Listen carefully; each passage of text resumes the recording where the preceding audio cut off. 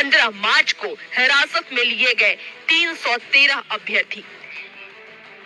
छापेमारी के दौरान 5 मास्टरमाइंड भी गिरफ्तार। कोर्ट में पेशी के बाद सबको न्यायिक हिरासत में भेज दिया गया। इसके अलावा 150 अकाउंट की ईओयू जांच कर रही है।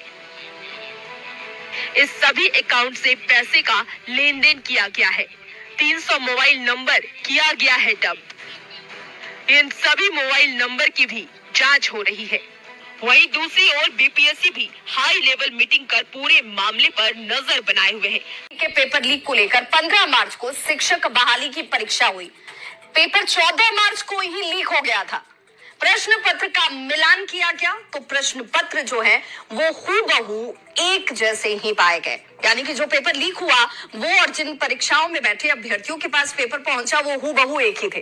13 मार्च को ही ईओयू को इसकी जानकारी मिली थी। अब गड़बड़ी की सूचना जैसे ही ईओयू को मिली 13 मार्च को ही, तो बीपीएससी ये कह रहा कि भाई मुझे ये जानकारी क्यों नहीं दी गई।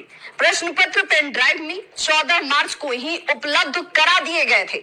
संगठित गिरोह ने उत्तर याद करने के लिए बताया कि ये उपलब्ध कराए गए थे और प्रति अभ्यर्थी यानी कि एक एक अभ्यर्थी से इस प्रश्न पत्र के जवाब के बदले में 10 लाख रुपए की डील तय की गई थी।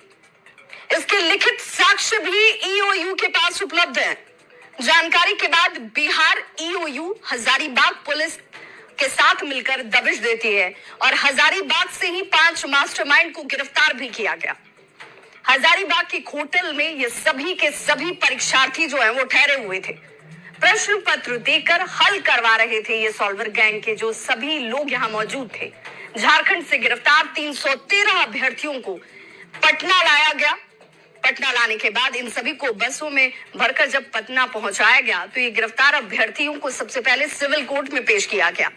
विशेष अदालत में सभी की पेशी होती है और पेशी के बाद सभी को न्यायिक हिरासत में बेऊर जेल भेजा गया है, जिसमें 88 महिलाएं भी शामिल हैं। सिर्फ पुरुष इसमें नहीं है, सॉल्वर गैंग में महिलाओं की भी संलिप्त। और तेजस्वी यादव ने पेपर लीक मामले पर बीजेपी पर निशाना साधते हुए कहा कि ऐसा क्या हुआ कि बीजेपी के आते ही पेपर लीक होने लग गया। पेपर लीक कैसे हुआ, इसका क्या कारण है, किसकी गलती है, इस पर कोई कुछ बोलता क्यों नहीं।